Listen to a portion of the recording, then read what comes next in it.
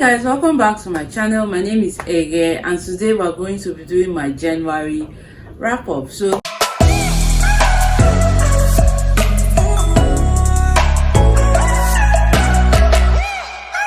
for the month of January, I read a total of 5 books, which I didn't get any 5-star read. I think the highest rating these books got was 4 stars, and the highest was 4.5 stars. And honestly, it was not a bad reading month quality wise. Like, although none of them were 5 stars, there were books I still really enjoyed. So let's just start. So the first book I read was An Ordinary Wonder by Bookkeeper Pillion. This is a coming of age story about a intersex person living in Nigeria. So basically this book follows Otolori, who is intersex, and then she's actually a girl, but her parents decided to raise her as a boy. So we kind of follow Otolori's struggle through, like, trying to find herself and trying to stay true to herself despite everyone around her telling her that she should be ashamed of who she truly is, basically. So I really enjoyed this. I ended up giving this, I think, 3 stars or 3.5 stars. Can't remember right now, but I really enjoyed it. I think what I really liked about this story was just the whole idea of, like, an intersex person living in Nigeria. I don't think I've ever read anything about an intersex person before. So it was really interesting to see in this book, like, just to read about such a story in this book. I really like that. I think another thing I really liked was Otolori's growth in this book. How initially Otolori was really and truly ashamed of herself, ashamed for wanting the things that she wanted, because everyone around her kept telling her that she's a boy and it was abnormal for boys to want the things that she wanted. She wanted to wear pants, wear pink, have dolls, basically. So Otolori graduated from, like, being this shell of herself and trying to fit into the box that her family and people around her wanted her to fit into, like, learning to love herself, learning to embrace herself for who she truly was without being ashamed, and understanding that all that really matters is that she loves herself and accepts herself the way she is, and that, and that other people's opinion of her don't really matter. Like, she can't force them to accept her or love her. All that matters is that she loves herself and she accepts herself. So I really liked that part about this book. I like that she learned to be her true self and was unapologetic about it. I really like that part, and I also just enjoyed reading about a story about an intersex person, and I would definitely try and look out for more stories about intersex people to read about. But I really enjoyed this. I gave this 3 stars or 3.5 stars at the end of the day. I think one thing I didn't really like was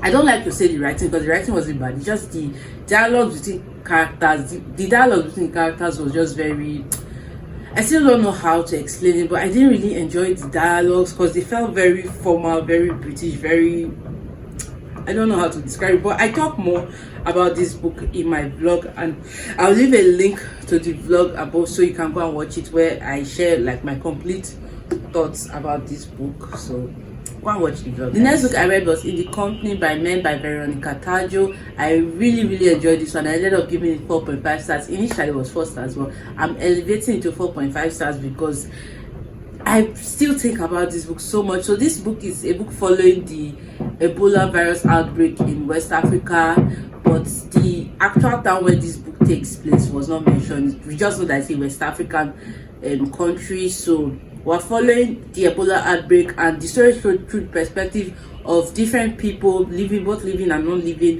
who kind of, in a way, had first-hand experience with Ebola. So we have perspective from doctors, nurses, patients, family of patients, and then we also have the perspective of non-living things like the trees that were present during that time, even from bats and Ebola virus itself. So it's a very interesting book, also a very painful read, because when you read about this book, you realize that these things actually happened to people, and not too long ago. Like, it's not Ebola virus outbreak was not that far away, even before COVID. So, like, this book was very heartbreaking to read, but also a very important read, and I encourage everyone to. The next book I read was The Beautiful Side of the Moon by Leye Adenle. I gave this 1.5 stars. The 0.5 is because I actually like the world building in this book. Apart from the world building, nothing else. This book, there's absolutely nothing else to this book. It was actually very painful to me because I spent my hard-earned money to buy this. I actually got the book because I really like the author's vibe. So because I met the author at Taki Festival, and I don't know if it's a panel interview, I don't know what they call it, but he was talking about the inspiration of this book, and his vibe was he just seemed really cool. So I got his book, which honestly I kind of regret now, because yeah, I kind of regret buying this book now, because now I don't, because I initially wanted to get the author's other book, which is a thriller series, because apparently people really like that series. So yeah, if you are familiar with the name of this author, Leye Adenle, I would advise that you read the thriller, the crime thriller. Don't pick up the fantasy. The fantasy is error. They should take it back. Like, this book should have never been published. Honestly, I'm so upset, very upset.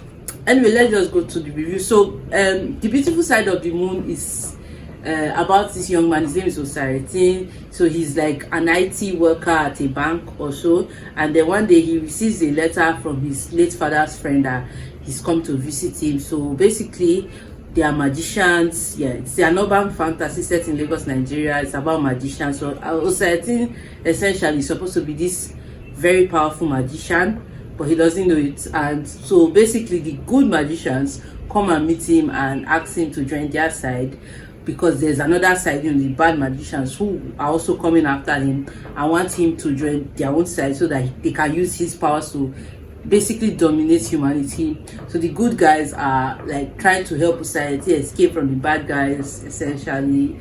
Yeah, honestly, I actually don't mind the story. I thought the premise of the book, the idea behind the book is really good. The whole idea of magicians in Lagos and just seeing how these two things interact in the Nigerian context, very interesting. I was very curious to see what was going to happen, but the execution of this idea, it's like the author started out that way, like the whole good versus evil magicians trying to save the world, blah blah blah. But the author that was the initial idea, but along the way we lost that. The plots, I could not find it anymore because it was all over the place.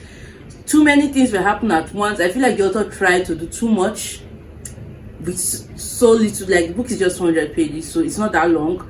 So whatever it was the author was trying to accomplish was not accomplished, because we kept on abandoning plot line after plot line and starting new ones and going nowhere with those new ones. So that was an issue. The second issue was the character. Like,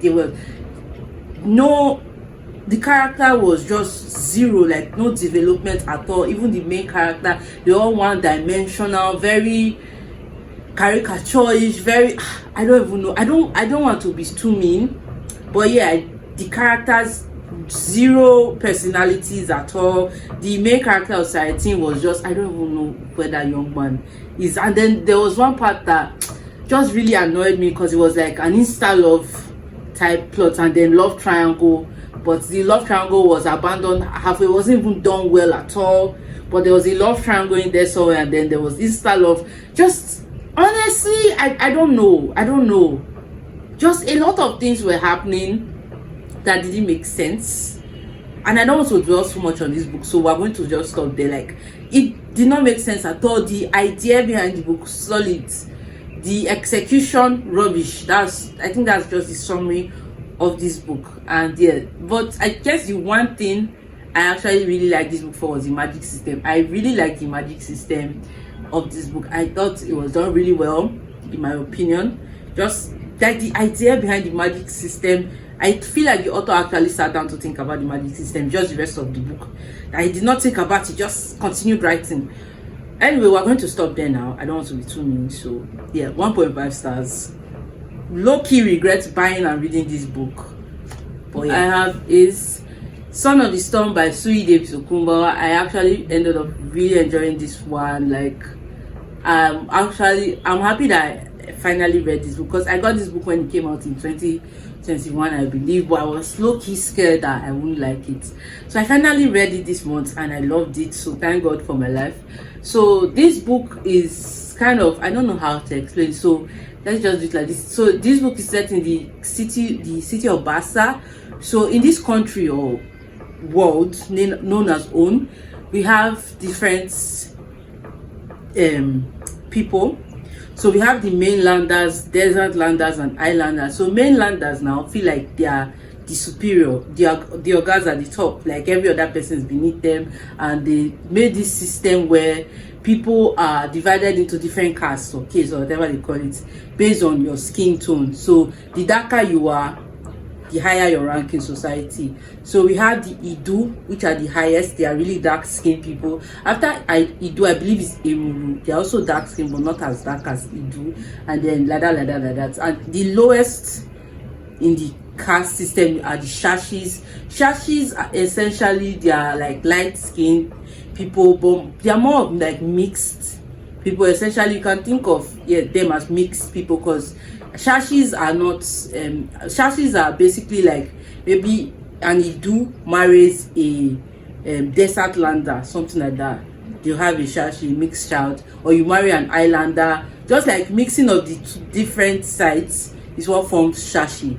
So yeah, they are like the lowest on the caste system, and they are treated like second class citizens essentially.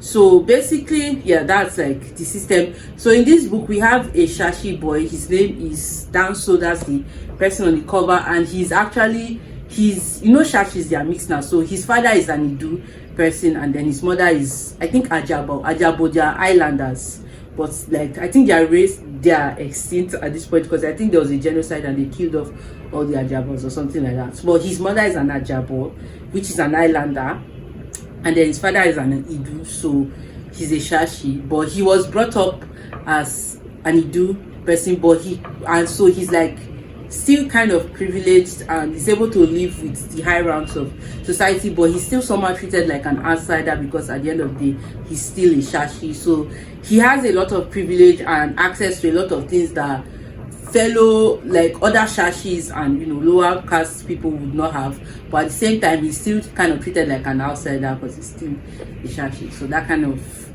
thing happens, and he's a historian. Essentially, he's a student at the university and he's a historian. And yeah, so basically this is a story about him like trying to discover the truth about his kingdom, because he's accidentally ends up reading a document talking about the islanders, which at this time are considered extinct, because there was a big war where the mainlanders kind of tried to wipe out the islanders from the face of the earth. So he discovers secrets surrounding the islanders and the secret about Lodge magic. I feel like I'm talking a lot. Anyway, so this young man, he's basically a historian. He's very curious about the world, and he's always like finding himself in trouble. So yeah, he accidentally stumbles upon a secret about the islanders, who at this time have been thought to be extinct, which kind of puts him in a tough situation. Yeah, so basically we have Danso, and Danso is so that's it. And then we follow Eshmi, who is like betrothed to Danso, and she is from a family, she's an Emuru, so she's not the highest in the caste system. She's like the second to the highest or something like that, but people don't respect her and her family. So her own problem in life, her own issue in this book is that she's trying to gain respect. She's tired of people looking down on her because she's a woman, and they think that because she's a woman and she's not like of the highest caste, they can disrespect her and just do whatever they want with her because they see her as weak. So she's trying to prove to the world that she's not weak and that nobody should mess with her. And then the last person that we follow is Lilong. She's an islander who comes to the mainland because something was stolen from her people, and she's trying to retrieve it and go back home. Yeah, I don't want to, I feel like the more I talk, the more I give spoilers, so we're just going to end it there. But these are like the main characters in this book, and yeah, it's really interesting. The book is actually told from multiple POVs, which frankly wasn't necessary. I think if you just got like the story from the perspective of these three main characters, it would have been sufficient. But anyway, aside from that, the book is really slow paced, and like the first half of the book, like you just be reading and reading, and there's just a lot of information to consume in the first half. So the first half was kind of really slow for me, but like I think towards the end of the book it really picks up, and then the action starts, and at that point you kind of already introduced to the world and you understand the stakes and what's going on. So yeah, it's a really interesting book. It's just that for the writing style was relatively simple and easy to go with. It's just that it's a bit there's just too many information is being given to us at once. So I won't lie, I skipped some pages because sometimes it just felt like too much information, and I even after skipping some paragraphs I still understood what's going on. So frankly, it did not need to be so wordy, but at the same time, I feel like this is just like me personally. Like I kind of like things to move along quickly, and too many words were being written in this book. Anyway, where was I? I was talking about something important. But yeah, it's a really interesting book. I like the magic system and the world building. I think it's a very interesting world, especially because of how your stance in society depends on your skin tone or skin color, whatever. I think it's a very interesting world. I also think the magic system is very interesting, and I'm really looking forward to the next book. I think this book was kind of really slow paced because we're being introduced to the world and the characters, and we're kind of setting everybody up in their position or where they should be. So yeah, it's for me it's a slow paced book, and it's more character heavy because everybody's kind of doing their own thing. We don't have like a particular like storyline we're following. Everybody's just doing their own thing. But I think book 2 will be more action packed, and just a lot of things will happen in book 2. Yeah, so I'm really excited for book 2, which is going to be coming out I think November of this year. So I honestly can't wait. I ended up giving this 4 stars. I guess if you like fantasy series and you don't mind character heavy slow paced books, then give this a try. At least I think this is a good start for a series. Even if the first book won't be that great, I feel like book 2 will really make up for it. So really excited for it. So anyway, that has been my wrap up. Thank you so much for watching this video to this point, and I'll see you in my next video. Bye.